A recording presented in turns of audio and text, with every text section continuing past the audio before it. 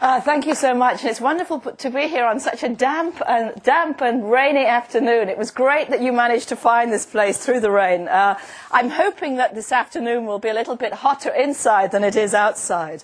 As some of you who know me will know, that my passion for years now is how do we create organizations that are energizing, that really touch our passion, companies that, frankly, we'd be pleased for our children to work in. I don't know about how many of you have got kids here, but one of the things I always ask myself is, would I recommend my children to work in this organization? Of course, often the answer is no, and we don't really create the sort of energy that we might, and that's what I'd like to talk about this afternoon.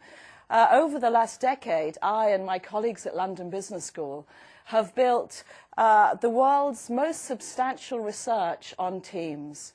We know a great deal about why teams work, how complex teams work, how teams from Reuters work, how teams from Goldman work, how teams from Unilever work. And I'd like to, this afternoon, share with you some of the ways that we've found that you can create energy and innovation in your organizations right now.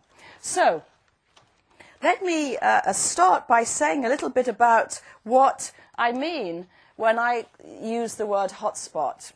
I like to use the metaphor of putting sort of almost thermodynamic goggles on your eyes. Imagine looking at your organization.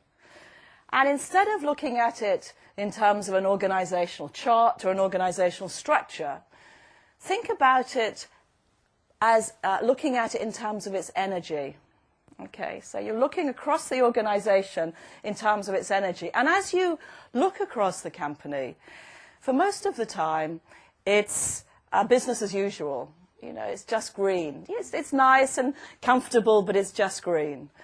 And then occasionally, of course, you see the icicles of the deep freeze taking over. And that's when the organization's energy is completely dissipated and is probably negative. So you've got negative energy.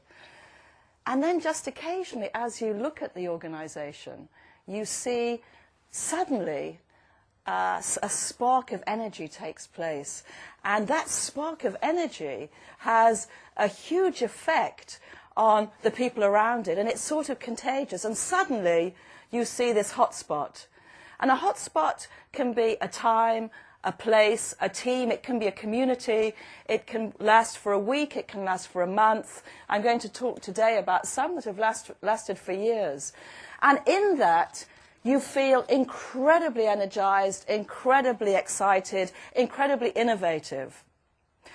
Now, the bad news about hotspots in many ways is many of us only spend about 20% of our time in it. Our research shows that. And also, it's not something that you can now go out and say it must happen. So at the end of today, you can't go to your CEO and say, let's write a note to say from tomorrow on, you know, we will all be highly energized, because of course you won't be. These are emergent phenomena.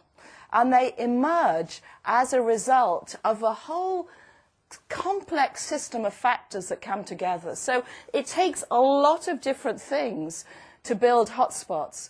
But you can make those in your organization, and by doing so, you can increase the probability of you being in a hotspot from 20% of your time to 50% of your time.